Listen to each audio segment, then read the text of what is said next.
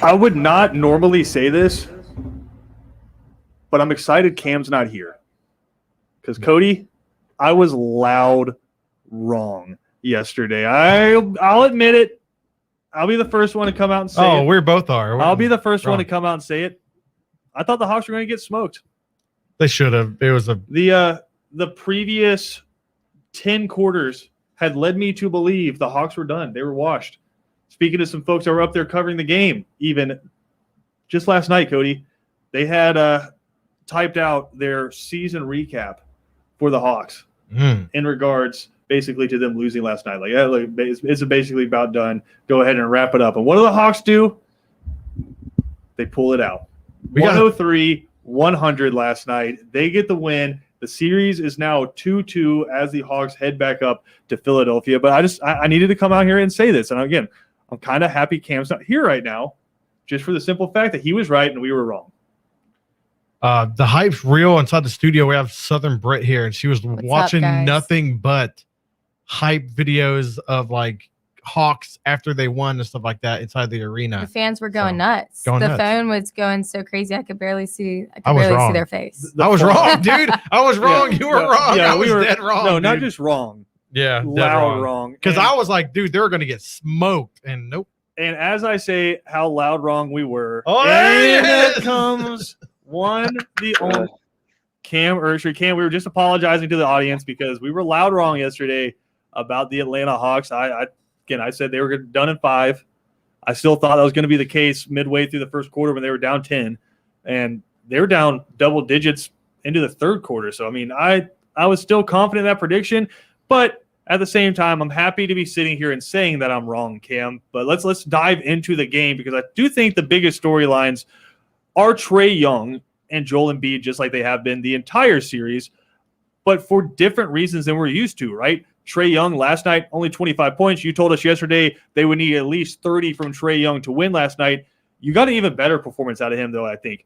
25 points, but a career-high 18 assists for Trae Young last night for the Hawks. And then on the flip side of that, Joel Embiid goes 0 for 12 in the second half, and Ben Simmons only attempts 1 shot. So just a really weird game for Cam, but one the Hawks find a way to win. Yeah, Trae Young had 18 assists but 2 turnovers. So that's what I look at, the 2 turnovers. I think that's a 9.0 ratio or something like that, if I'm doing my math right. But basically, Trae Young was magnificent. I mean, he shot bad from the field, but he did what he needed to do. And Hawks are in prime position because Embiid looks gassed. He looks like that knee is catching up to him, that torn meniscus. So, yeah, I like to say, come on the show and say, I told you guys so. Say it. The series, yeah, I told you so. There we go. Yeah, that wasn't so bad. Yeah, the series is going 7. It's going 7. No, Cody, but do you DJ Mason commenting on the stream said he wants to know where's Cam. Do you want to let him know where you were for the first 4 minutes of the show? I had computer difficulties. That's what I had. I was trying to pair my AirPods to the computer. Okay. Held freezing, so. But I'm here to tell you guys I told you so. Luckily, we're not still dealing with. Listen, we love Savannah State, but we're not still dealing with the Savannah State Wi-Fi. We had we were the other day. Oh yeah, we had 2 of your former classmates on last week, Cam, from Savannah State baseball, and let's just say that Savannah State Wi-Fi reared its ugly head again. But again, the Hawks get a big 103-100 win last night. So I want to go around and we can reevaluate our predictions for the series. All right, and Cam, I'll start with you. Do you still see this one going to 7? Oh, of course. Yeah, I see it going 7 now, and the Hawks have a chance to actually win the series because I think Embiid is gassed, and I said it before, I'm not a believer in Ben Simmons like that. He has to get a jump shot before they can take that next step, and he doesn't have it. Cody? I said 7 in the beginning. I doubted my prediction after seeing what the Sixers were doing. Back to 7. Think the Hawks are going to lose in 7, but I do think it is going to go to 7. Joel Embiid does look like he's having problems out there with his health. And dude, freaking Ice Trae out there, dude, killing it. Like, come on. Yeah, 18 assists. I think it's going to go to 7. 18 assists last night. Southern, you're kind of hopping onto this train a little bit late here. You get the benefit of 4 games already in the series. Right. But what's your prediction going forward? All right. My prediction is that it's just going to end in heartbreak. Well, I mean, that's probably fair, but like in I 6 mean- games or 7 games. It's a Georgia team, so what can I say? This is amazing. This is amazing, and I'm glad you're here because this is amazing analysis. This is so true. It's a Georgia team, so it's going to end in heartbreak. I'll shoot for 7. I'll give them the benefit of the doubt, but I don't think So if they they're gonna win lose in 7 in heartbreak, then that means they're going to be up by like 18 points at some point in Game 7. We're all going to be believing, and then they're going to blow it, right? Exactly. That's Okay. exactly my point. All right, that's fair. I feel like I got to stick with what my prediction was. I'll say the Sixers win in 6, but I'm kind of worried about that now, Cam, because I'm with you. I don't think Joel Embiid looked healthy. Ben Simmons has no offensive game right now. Did you see the video of him that was trending, Cam, where he was taking the warm-up shots and he was trying to bank them in and just brick after brick? I know some fans have come out and said, oh, he's doing that so he could read how the ball was coming off the rim for Trae Young's floater so he can get boards. But, yeah, I mean, Ben Simmons just nowhere offensively. Yeah, Ben Simmons has all the talent in the world, but just cannot shoot. I don't know why he hasn't put it together, but I'm big on the Embiid thing because, yes, he looked like a monster the first 2 games. If you look at the last 2 games, he hasn't looked like that. And that needs catching up. At first, I had the Sixers winning this series, and now I'm looking at it like, okay, the Hawks may be able to steal this series. They really might. Cam, Embiid doesn't look good. Hot take. Cam, I need you to put your name on this right now. Are the Yeah, Hawks I'll put my winning name this on it. series? Yes. Oh my Hot God. take. You have to go with the hot take sometimes. I just don't like how Philly looks. Danny Green's out for the series. He would have came big last night on the defensive end, rotating with Trae Young. So, no. What do you think? I Of Kevin like Huerter? the Hawks. What do you think of Kevin Huerter getting the start last night? Okay, the thing about Kevin Huerter, I like Bogdanovich more than Kevin Huerter. That's just me, but I mean, either way, they're both knockdown shooters. So that's how I look at it. They're both knockdown shooters. And they're long. They're both 6'7". It seems like they found a lineup with Bogdanovich, John Collins, and Gallinari that has worked really well against the Sixers. Do you think that's just the fact that they can match up size-wise with them with that lineup? Oh, yeah, because Gallinari is like 6'10". Bogdanovich is about 6'6", 6'7". So, yeah, that can match up size-wise. And then Simmons is not an outside threat. So you could put probably Gallinari, who's not too fast, but long enough to guard Simmons. So there's 4 of us on the show right now. There's only 1 of us that are over 6 foot. That's nuts. I think it's pretty average. Is it? Yeah. Okay. Why are you putting Cam's business out there like that? Cam's as tall as me. I do want to ask you this because Southern brought up a good. Oh, I thought we were in store for another Atlanta moment last night. How nervous were you when Seth Curry got that shot away clean at the end? I wasn't nervous. Well, I was nervous about them being down 18. I said, oh, man, maybe my prediction might be wrong. And then they came all the way back. I was like, that's all he cares about. He doesn't care about anything else but his No. prediction. He was like, I just want to be right on second. I just wanted to be right. That's what I was telling my mom last night. I want to be right when I come down on the show today. There I want you to go. be right. Well, you were the rightest of us so far. Yep. The Hawks could get blown out in the next 2 games to be done in 6, but who knows? Cam's got the Hawks winning this one in 7. We do have some Braves news to dive into. In an interview with the Athletic general manager, Alex Anthopoulos, updated the health of some of the guys. And we were talking about this, again, I'll admit, yesterday seemed kind of bleak for the Braves health-wise. I don't know if old Alex Anthopoulos was listening. Maybe he was just cruising through Savannah. Who knows? But he did provide an update to the Athletic on some of the guys we were talking about yesterday. And apparently, Huascar Ynoa, Travis d'Arnaud, and Mike Soroka could all be back come August, where, again, we were talking yesterday about the fact that Brian Snitker, not 2 weeks ago, came out and said Soroka was done for the year. And then immediately came out like an hour later and recanted that statement, but we've all just kind of been under the assumption that Soroka was going to be done. Travis d'Arnaud, we didn't think we were going to get him back until the playoffs. And apparently we could get him back in August. And then Huascar Ynoa with the bonehead moment of the year, punching a bench after a bad outing, has been out. And honestly, this selfish. Well, this one's looks like it's going to be a little bit longer than what we thought. You thought you would get him back sometime in July. Yeah. But now it looks like it's going to be August. But some health updates there for you for the Atlanta Braves. Some other news out of Major League Baseball. They're expected to announce per sources that on Tuesday they will suspend players caught with any foreign substance for 10 days with pay to help curtail the widespread use of grip enhancers by pitchers around the league. I know a lot of pitchers around the league right now facing some pretty tough questions because once this started getting reported, all of a sudden some ERAs started going up and some spin rates started going down. So a lot of pitchers around the league, specifically Garrett Cole, has kind of become the face of this. I know Trevor Bauer, another one, he's had some rough outings since this started being widely reported. Apparently going to start cracking down on it. 10-game suspension or 10 days, suspension with pay. So basically, if you're a starter, you'll miss 2 starts. Yeah. If they catch you with a foreign substance. Yeah, we were talking to Kevin about this yesterday, how they're from what they're saying, from what your squeaky chairs. What I got from Kevin, was they were having it inside of their ring fingers, inside their rings, and they were twisting the ring, getting it out, and using it on their hands and stuff like that. So that is not confirmed, but from what my man Kevin has seen on the old Twitter net, that might be a thing. So the way they're doing it. Oh yeah, that's another word I made there, Miss Southern Brit. Yeah, no, it's I think it's interesting, but Cam, you go across any sport, if you don't have a rule in there for it, guys are going to use it, right? You're going to find any competitive advantage you can find, and these pitchers have been using it. And I will also say this, Southern, if the batters want to get high and mighty about pitchers using foreign substances, then I would also like the batters to go out there and not wear gloves and have no pine tar on their bats.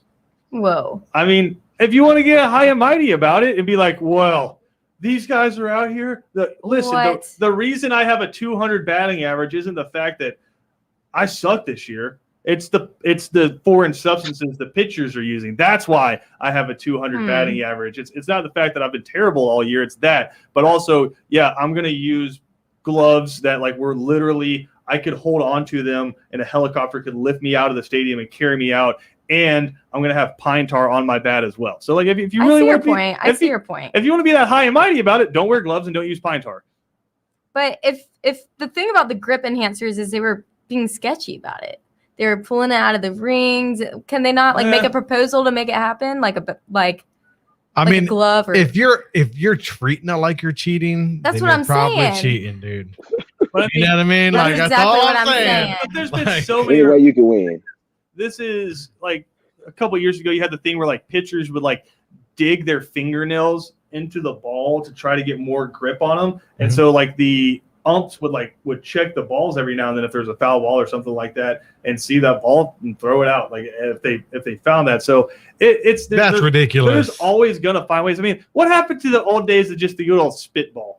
You spit in your hand, you get a little extra grip on there, and you throw the old spitball. Is that hygienic in a pandemic? Probably not. Yeah, pre-COVID times. The good old spitball, and they also used to have to work at the docks afterwards too. Is that what you're trying to say, dude? That old school? No, I'm just saying. Listen, if there is an advantage to be had, and there's not a rule for it, but that's probably true. Is if they just were blatant about it and using it, yeah. But again, no foreign substances, so they're going to have to find a way to cheat. I mean, wouldn't be surprised if they go as far as just we're going to put a tube of it inside the glove, and then so when I put it in here and I close the glove around the ball, it's going to be on a little grease gun inside of it. Exactly. Oh, yeah. Not only would I not be surprised, I almost expect it. Yeah, I mean, you'll never know until you know. It's every other year with baseball. In the 90s was steroids. A few years ago was trash cans. What are we getting into? Well, I mean, I do think it's fascinating because baseball is really one of the only sports where this happens. You've had, at least when I was growing up, the big thing was obviously steroids, but also corked bats, right? Oh yeah, You would have bats explode, and there you just see the torque flying everywhere.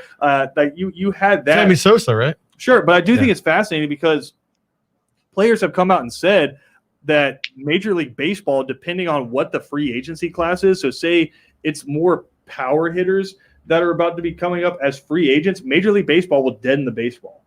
And so all of a sudden, those guys who were coming up on contract years, who are used to putting up 35, 40 home runs, all of a sudden you have a dead in baseball. And so you're not putting up as many RBIs. You're not putting up as many home runs. And so all of a sudden those contract numbers start coming down a little bit. Flip side of that, if you have a bunch of pitchers coming up on big contracts, then all of a sudden you have those live baseballs where that thing just goes flying out of the ballpark. So, I mean, Major League Baseball in and of itself is sketchy.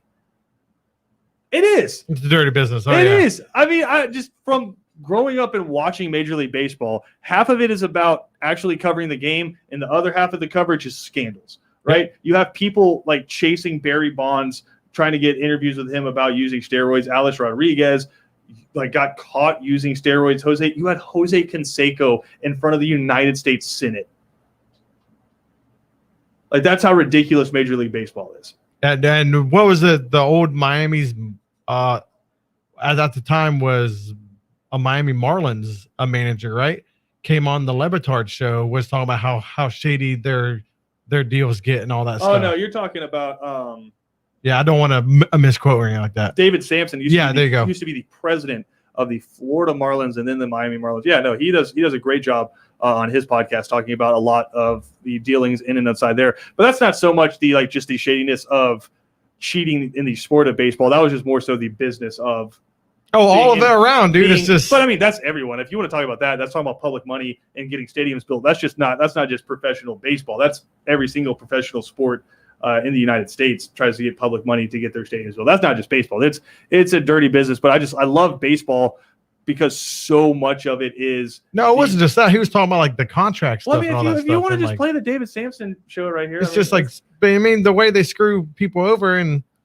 Did the Denver Broncos not just screw over a guy who played 3 games in 2 years? I know, but if you want to talk about professional teams screwing over athletes, why are we just sticking to baseball? Again, the Denver Broncos, because a guy was trying to stay in shape during a pandemic away from the facility, tore his Achilles, cost him $12 million. And he only played 3 games the year before that. That's fine. So he's going to go 2 or 3 years and not play a game. You were lecturing me about contracts before the show started today. He signed a $12 million contract with the Denver Broncos, but because he was trying to stay in shape for the Denver Broncos and got hurt, they void his contract and won't pay him. And I think they should pay him. I'm not just saying baseball's the only dirty sport. I mean, you're hammering baseball. I can hammer baseball, and I can hammer NFL too. It's all dirty, but we were talking about baseball and how fun it is to watch all of dirty cheaters. All of the. Who doesn't cheat? It's almost tabloidish. Freddie Freeman doesn't cheat. That's almost tabloidish. I wish Freddie Freeman would hit, but that's a different story. Hey, we got to take a quick break here. We'll come back. We're going to talk some college football when we come back. We do have a big show coming up on 3 and Out today. We'll catch up with Chris Hummer of 247 Sports. He covers the transfer portal for them.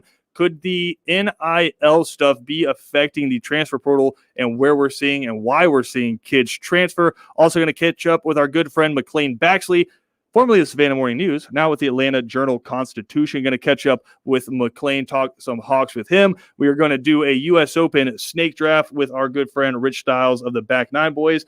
That went pretty well for me last time, and then I got smoked on the golf course in overtime. So there is that. And then coming up at 5 o'clock, you will not want to miss this one. Ross Dellinger of Sports Illustrated. I mean, I don't know if there's another guest you want to have on to talk about the name, image, and likeness stuff. The dude was literally, if you watch C-SPAN, behind the NCAA president, Mark Emmert, reporting live from Washington, D.C. So we'll catch up with Ross Dellinger coming up at 5 o'clock as well. Got to take a quick break here. We'll come back and talk some college football after this.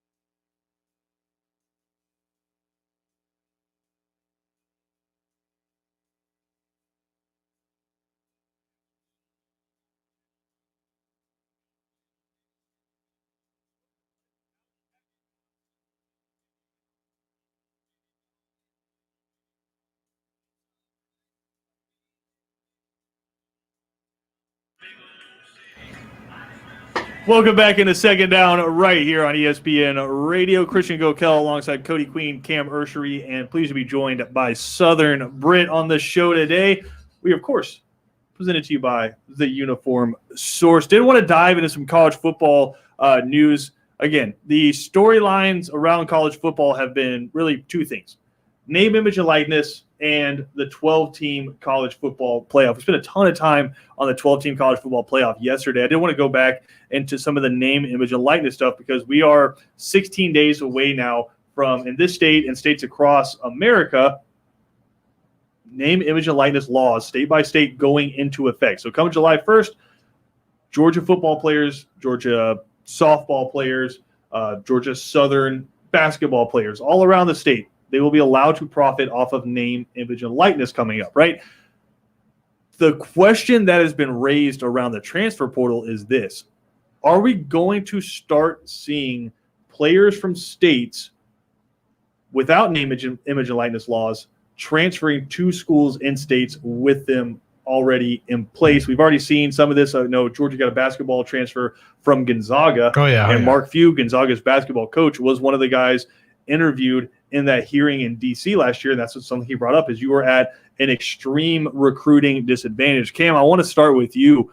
How significant do you think this is? Because think about what's happened the last couple of weeks, right? You have basically the NCAA saying you get one free transfer. So you're allowed to transfer wherever you want. For the most part, that's been the case anyway with the waivers. But now you can transfer if you want to transfer. Penalty-free one time, right?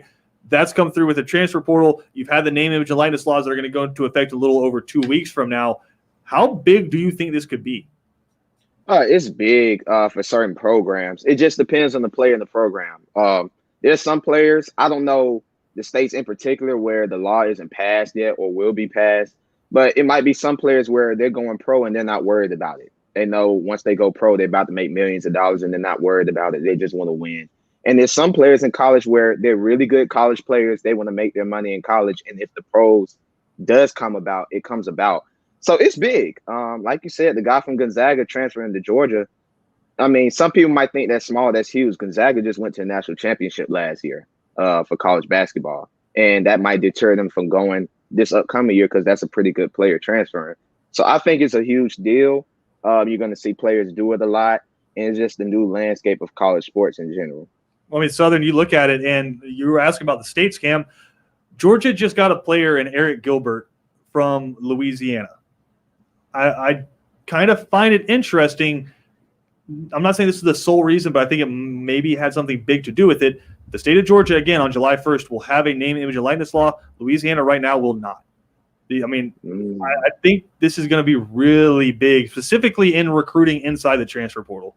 Oh, for sure. And I think if we look at the past couple decades, sports has taken a major shift from being just sports and athletes, you stay in your lane, to now it's sports. You're a big part of media, a big part of pop culture, and you're almost expected to speak on modern topics. So these guys are going to look at these opportunities benefiting from your name, image, and likeness and say, I have an opportunity to have that platform. I'm going to take advantage of it. So I might as well get paid.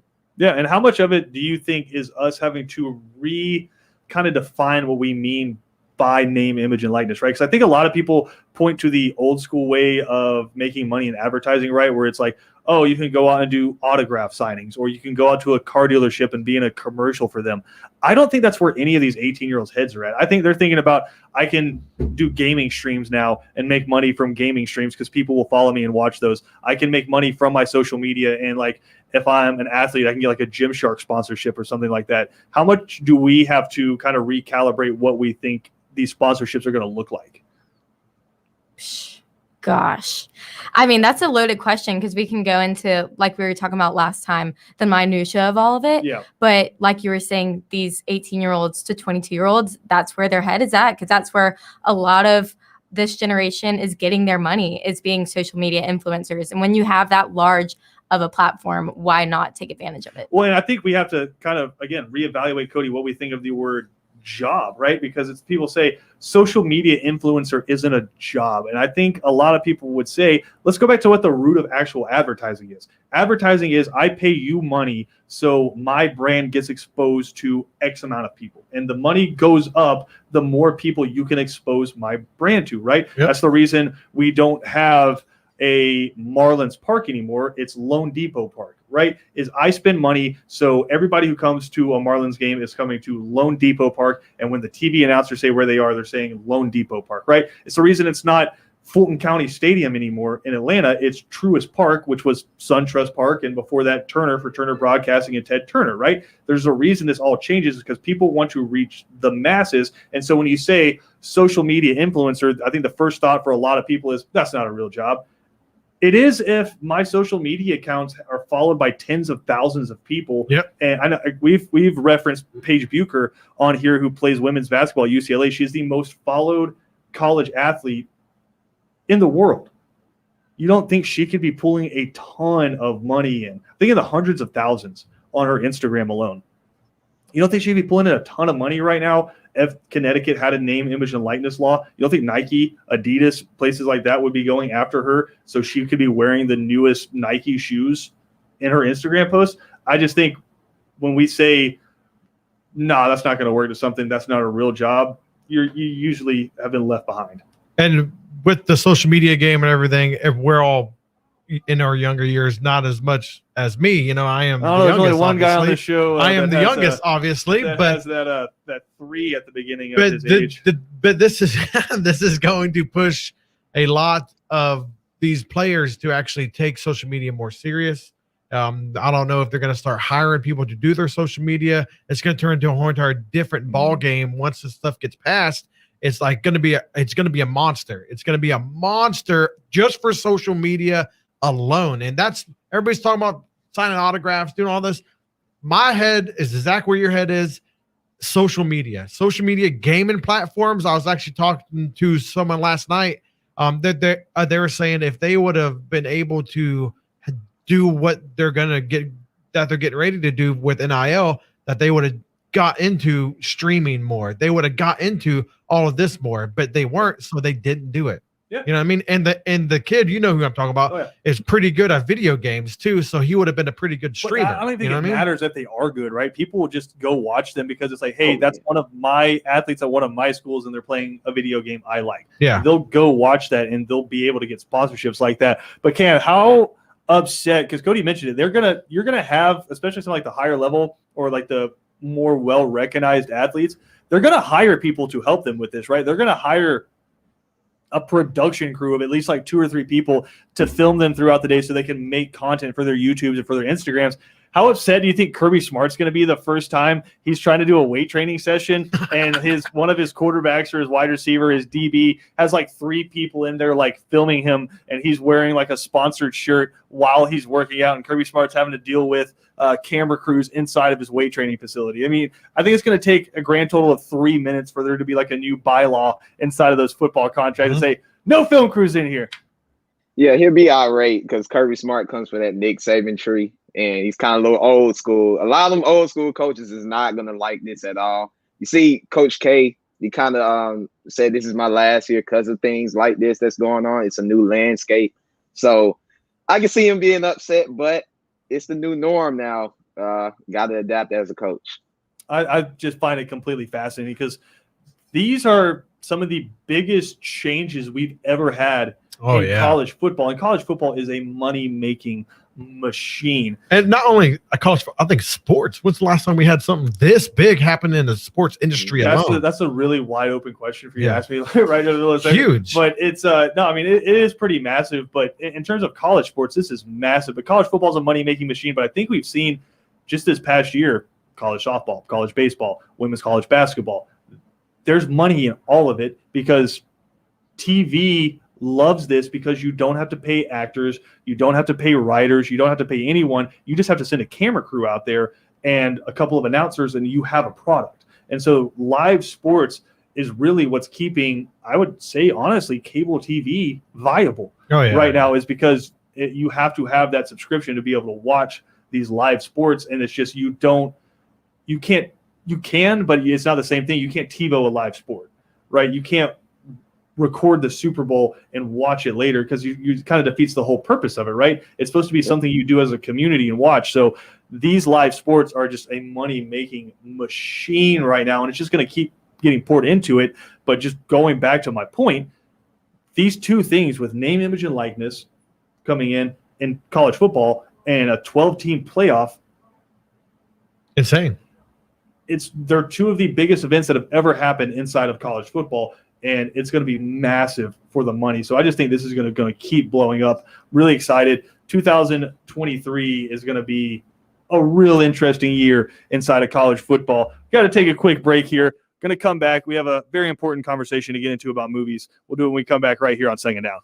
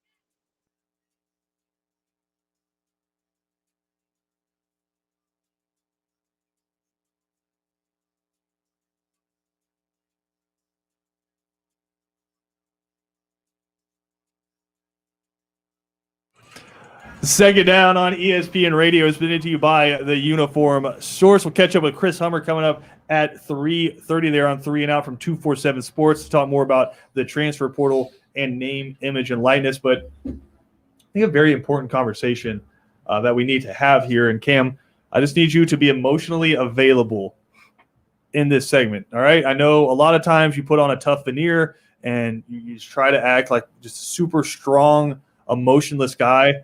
I need you to take those walls down. And everybody, honestly, listening in, I need you to take those walls down. And we're just going to have a real conversation about this because we were having this conversation in the office earlier. I know. I think Mike Greenberg maybe started it when he was talking about like getting emotional about his son graduating from high school. Oh, I don't even think about that, dude. Yeah. It's coming fast for you. I don't want that. But that being said, what scene from a sports movie made you cry or makes you cry every time you see it? And Southern had just an awful take, and we'll get to that here in a minute. But I mean, Cam, this is the first you're hearing about this, so I'll give you a second. He's crying Cody, now. Look at him. Look, he's upset. Nah, that's the thing. Cody, I know you're doing the thing where I'm tough guy. Stonewall. I don't cry in Nope, movies, but I don't cry at all. yes, you do. I actually have a condition where I can't cry. I've seen you cry on multiple occasions. Yeah, it's okay. Sometimes I'm a crybaby. Usually it's when the Broncos get officially eliminated from the playoffs. Oh, the Patrick Surtain thing too. I swear to God, I thought I was gonna have a heart attack when they got him. Nope, didn't like it. So you want to know which scene, which movie? Which movie and the specific scene in it where you get the goosebumps, the eyes well up, your throat gets a little tight. What scene in a movie makes you cry? In a movie, it's just sports movie though. Yes. Okay. Friday Night Lights when they lose against Dallas Carter. And that's unfortunate, dude. That was, and then the music plays, and It's tough. you just crumble.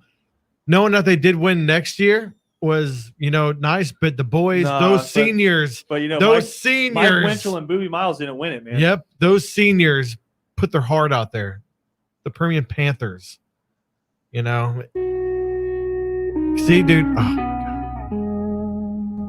Oh my God. Mike Winchell. Boobie Miles, Mike Winchell. they're all just gone. They didn't win that championship. It has a bunch of other really You good want me to ruin scenes that movie too. for you? Get you one of these. You want me to ruin that movie for you? No, don't do it. So you want me to ruin that movie for you? Do it. They No, Southern. they actually lost in the quarterfinals, the actual team. No. Yeah. Why you gotta do this, Britt? Why'd you encourage him? Because it You just, can't encourage this kind of behavior on the show. I'm just bringing facts. it just confirms my hot take that the TV show is You mean bad take? No, that's There's a difference terrible take. between We're a gonna bad get to take. that in a the second. right take. We'll get to that in a It's not a second. good take. But what's a scene from a sports movie that makes you cry, Southern? Listen, every sports movie makes me cry. I'm not gonna That's lie fair. here. Me and you are opposites, Cody. But We Are Marshall. I mean, how can you not cry when the movie is about a tragedy and a sports team coming together? And then you're at the cemetery with Matthew McConaughey, and it just makes me cry. Like when he goes to recruit the old, a defensive coordinator. And he's working on the shed, and he's trying to get him to come back and coach the team. Yeah. I mean, I'm you can't tearing go up right wrong now. with McConaughey, Yeah. dude. Can't go wrong with McConaughey. Oh, Matthew McConaughey Dude. will. He'll get some Yeah, dude. tears. He'll get some tears out of you. All right, Cam. Okay. Just let the exterior down. Be emotionally vulnerable with us. Oh, I'm like Cody. I'm not an emotional person You at guys all. you're by yourself in not. the room, just letting yourself feel the feels. No. I just look at it as good, but I have a favorite sports movie. It wouldn't say necessarily. I need to know the one that made some tears appear in your eyes. Things got misty. Someone was cutting onions. Come on, Cam. Yeah, probably Loving Basketball. It's that movie. I guess you could say that, but that's about the closest I could get.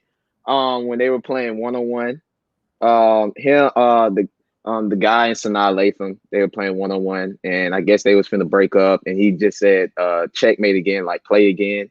and basically like double back saying, let's fall back in love, get back in a relationship. I guess that's the closest. See, That's the here we closest go. emotional part I Hold can on, get. before you go again, because now you're like, because now you did it. I once, did find one. and I now- did cry. and now it's a waterfall like effect for you. Like we're just Oh. gonna keep starting admitting things. That's okay. That's what we're No, here. it's just one. It's a therapy session. But That might Cam, be the only Cam, one. is there any movie period that makes you cry? Ooh. Oh yeah. Well, not make me cry. I've never cried about a movie. Oh But my! Oh, like, dang, kind of upset me a little bit. I watch like Marvel movies upset me. I love X-Men, like Wolverine, stuff like that. So yeah, that thing happens to him at the end of the latest Wolverine. Like that got you. Yes, Yeah, Logan. spoiler alert. Yes. Spoiler. yes, Let's be real careful. All right, so look, I'm just gonna put this out there because I think we've all seen this movie. Have you watched Marley and Me? Oh, dude, don't stop. Don't do that. Nope. I lost my boy last year. I Have you don't watched wanna, Marley and Me, Southern? don't want to do it. I honestly have not because All right. I've heard that it makes you cry. Yeah, so I can't do I was that. gonna say, Yeah. Cam, watch Marley and Me and then get back to me. Like a baby, dude. So you wanted to go again. Okay. Oh yeah. Hardball. Oh, Oh man. That's my a good god, one. dude, that Yeah. broke That's a me good one. up, dude. Like, Yeah. oh my, when the little boy, And he's- but and Keanu Reeves is like, is- dude, yeah, he's giving the eulogy at his Like, funeral. come on, dude. Like hardball. If you don't cry at hardball, you're soulless. Yeah. Like, but if you Now, I will give Cam this. Cam maybe was in elementary school when Hardball came out. okay, I was just going to say that if you're too young to see it, okay, I get it. But if you have not seen it, watch it. It's dude, that is one hell of a movie. I'm a sucker for boxing movies. Yeah, you are. I don't know what it is about boxing movies. You're watching like- Cinderella Yeah, Man that like before this. directly like ties to my tear ducts. I don't know what it is. I'll get misty eyed watching that. But no, you said it. Cinderella Man, where he's fighting Lasky, I think is like his first fight back after like 5 years. He was washed up, working on the docks, Great Depression, living in New Jersey. They have to like his wife sends his kids away because they can't afford to pay for the heat. And so like catches that right hook, his mouthpiece goes flying out, and then he's getting like the flashbacks of like seeing his kids empty his bed and stuff like that. So dude picks up his mouthpiece, throws it back in, and smiles at dude. Like, you just gave me your best shot and you're smiling at him. That gets me every time. Yeah, That whole movie. that's a good one. That whole movie. But you asked him what movie gets you Yeah, period. crying. Like, just that's Oh, there's a lot for me. mine. I'm not a big crier, but it's the Bastogne scene from Band of Brothers. That's a good one. Yeah, that gets me every time. Speaking of Matthew McConaughey, the final like closing arguments in A Time to Kill, Okay. Woo. that'll All get right. you going. All right. Cam, I don't believe that you haven't cried in a movie. No, Got 'em. Have you ever cried at the end of a sporting event? no, not at all. Logan is the closest movie that got me almost teary eyed because I'm Okay. like, I'm like Wolverine died. Oh, Yeah, God. spoiler Yeah. alert. Jeez. yeah. You haven't seen Logan? No, I've seen Logan, but what if someone out there hasn't? He dies in the worst way. Well, you know what? It's like 3-4 years. If you Well, okay, haven't let's seen do it, that you just haven't quickly. seen What it. is the time frame where spoiler alerts are eliminated? Because according to Cody, it's 2 weeks before the show actually airs. Yeah, it's true. Like you best Cody you was best like, no, you best Yeah. get on the leaks. The Last time, boy. the last time the world was actually close together for one thing was Game of Thrones, where we all were watching Game of Thrones live, and Cody would come in and like be like scouring Twitter and the internet for leaks and just spoil things. Yeah. And usually What? you were wrong. Oh yeah. No, I was wrong. Like- 99% of Yeah, the like time. I think I Yeah. could probably pull up a text on my phone that says "Ripe Sansa," like because like you were trying Oh, to yeah. spoil it for me. Guess what? Sansa's still alive. Yeah, All right. Unfortunate. She's the Queen of Winterfell. Queen? Oh, technically, yeah, because they're their own kingdom Yeah. of the North. Yeah, Queen of the North. So Yeah. she's still kicking, and you and your leaks can get the hell out of here. It's like your predictions. We'll take a quick break. Final segment of Second Down coming up next.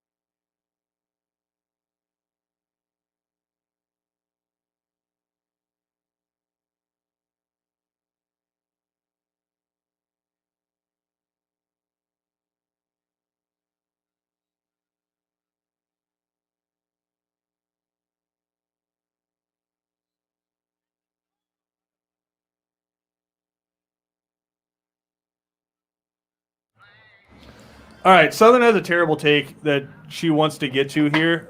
Ooh. So before we do that, I'm gonna let Cody give me the controls back here because I do have to pull this up and make sure we have the proper atmosphere to this before Southern just embarrasses herself here.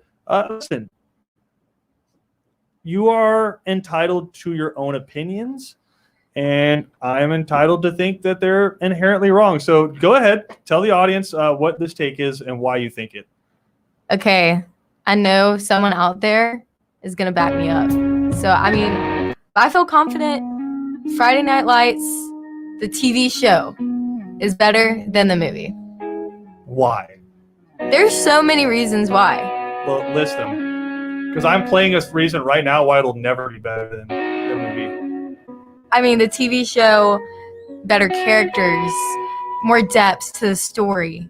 The movie has more football, I'll give it that, and that's why I like that. But the TV show, grabs my that's 90% soul. of a good sports movie. It's sport. But there's still Name sports. one character in the show that's a better character than just Mike Winchell's grandma. Oh, you're gonna pull a grandma into Or this? how about one better character than, I don't know, Booby Miles? All right, I feel like I'm just up against it today. All of y'all are You're talking against to a bunch me. of dudes. It's because that are like, Booby's playing Listen. with Black Nikes on his feet. That's why. That's 1,000%. We talked about Minka Kelly. We like her. I like her. I like Taylor Kitsch. Yeah. I mean, that's a good reason to Come on. like it. Taylor Kitsch is fair. Kyle Chandler. You can't ever go I against do the love movie Kyle with Chandler. Yeah, I think the reason you're doing that is because he's a UGA grad. So I think that's why Southern's doing this. But that being said, just an all-time bad take. We'll come back. Southern will join us again on Thursday. 3 and Out coming up next.